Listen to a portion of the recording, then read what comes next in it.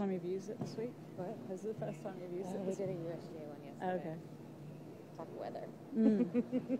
So we can be more fun. It's a popular topic.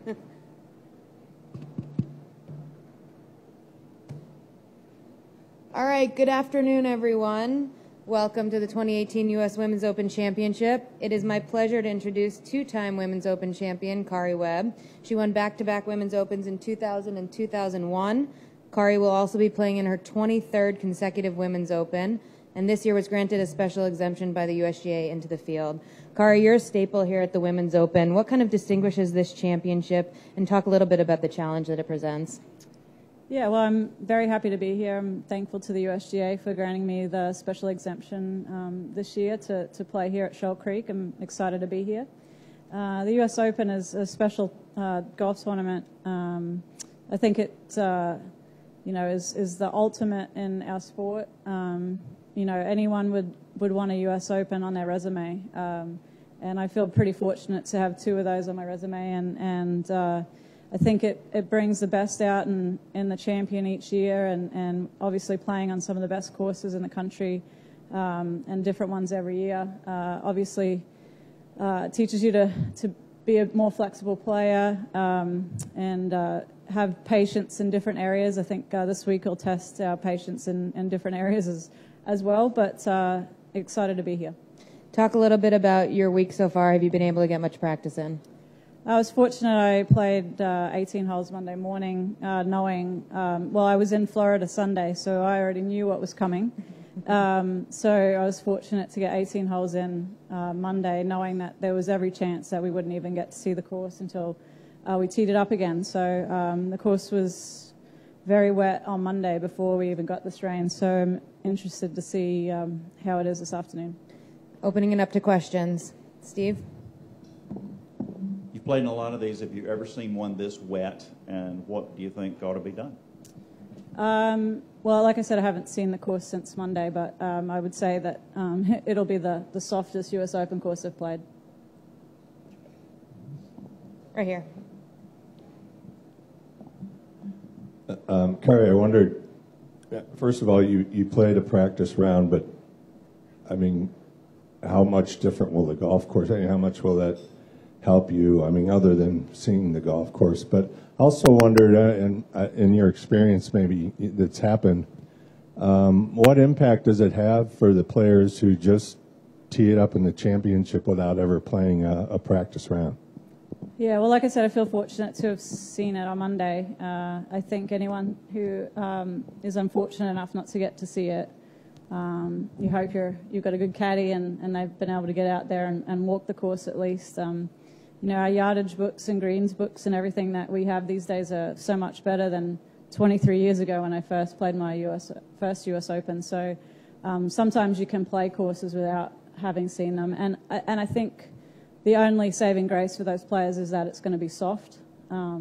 So you're not going to have to worry about landing it 30 feet left of the hole to get it to funnel and release into where the pin is as much as you normally would. Bill? Karrie, you're in very elite company, having won back-to-back Women's Opens. Sung Hyun Park comes in here as the defender. Will these soft conditions play into her hands as one of the very long hitters on the tour?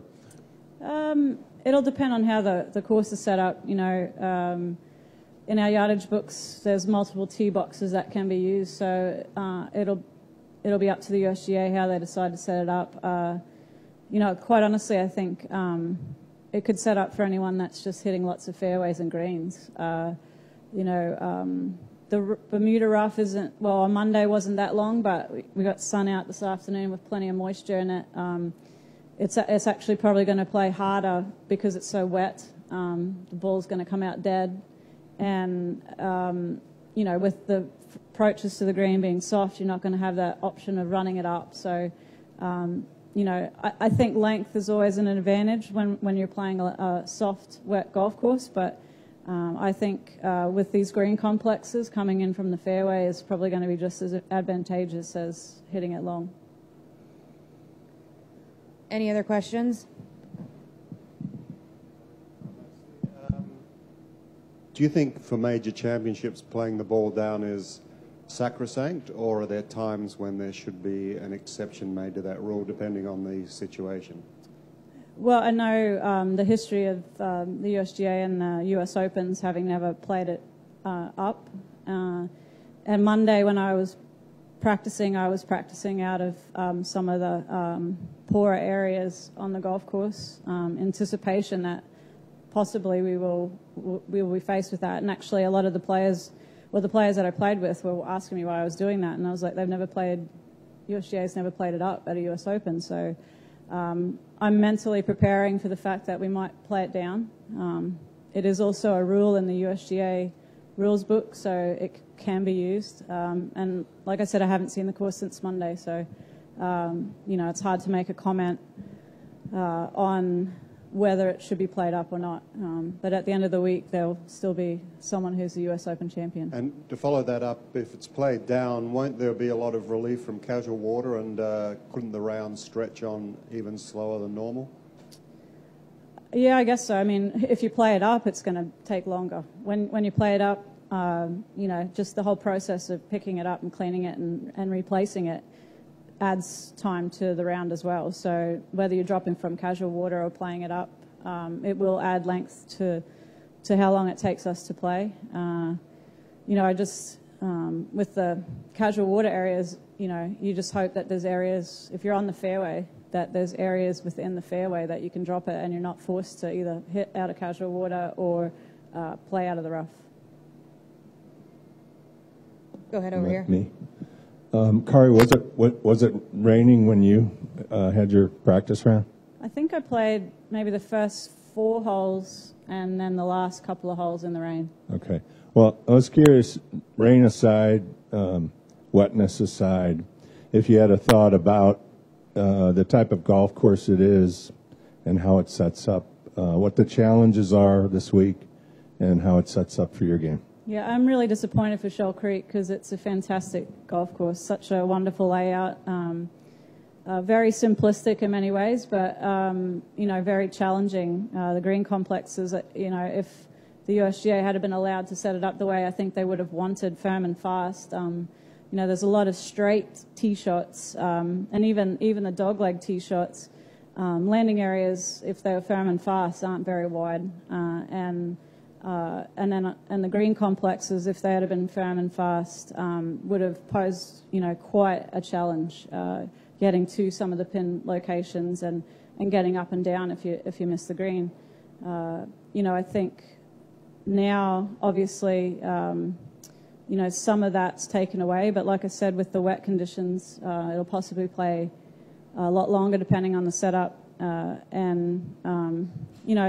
there's still going to be a challenge around the greens if you miss the green because even on Monday morning, a lot of those low chipping areas were very wet. So, there is still going to be wet. So you're either going to be forced to chip from there or, your option could be dropping on a downslope or in the rough. Or those challenges are still going to exist. So that's why I think hitting fairways and greens, just like any US Open, is going to be critical. Randall. Karrie, I was a little late, so apologies if you already answered this. I'll check the transcript. But I know that you've cut your schedule to savor more moments off the course. Are you finding that you're also savoring more moments on the course? And is this especially one of those weeks? Yeah, definitely. I think, this is only my 4th tournament of the year. So I've really, and I played the Australian Open and took about, I guess maybe 2.5 months off before I played again. And I really enjoyed, even though I played, everyone's blaming me for the rain, by the way, because I played in Dallas and we only played 36 holes, and then played Kingsmill, we only played 54 holes. So it's partially my fault, I guess. But no, I've really enjoyed coming back and competing, and my mind, my body, everything feels really fresh. And, when I look at just the block of tournaments that I've decided to play, like I'm eager to play those, and, it doesn't seem like, that yearly long grind that I've done for the past 22, 23 years. And just another question. For players who didn't get and won't get a practice round in this week, I don't know how many there would be, but Just how daunting would that be on this course and these conditions? Yeah, I think that, you know, with it playing softer, I don't think it will be as daunting. You know, if they can get out there and walk it, I think, and maybe, you know, I'm sure there's going to be girls out there chipping and putting the greens, the ones that can't get on the course. So I think they'll get a look at it. It's not your best preparation for a US Open. I'm sure that adds to the anxiety of the week, but you know, we're all underdone, I guess, as far as our preparation for the US Open. No one's probably you know, feeling like they've seen the course as much as they usually would have liked. Bill? Karrie, do you have a number of tournaments in mind that you plan to play this year? No, not really. I guess it would depend on how I played, but I have a schedule through the British Open, and then I'll just reassess after that. Do you foresee the rest of your career being along these lines in terms of playing fewer events? Yeah, I guess so. I don't know. This is a real experimental year as far as where I'm at with playing part-time. I never thought I could be a part-timer, to be honest. I've always been a bit of a grinder and a practicer and not played, you know, I've had a relatively good schedule for many years, but, you know, I'm always a practicer, and I always have felt if I didn't put the time in, then if I didn't play well, I didn't deserve to because I didn't work hard enough. So that's sort of been my motto. So that change of mindset is something that, you know, is the experiment to see if I can, you know, not have to do the grind and still enjoy the few tournaments that I play.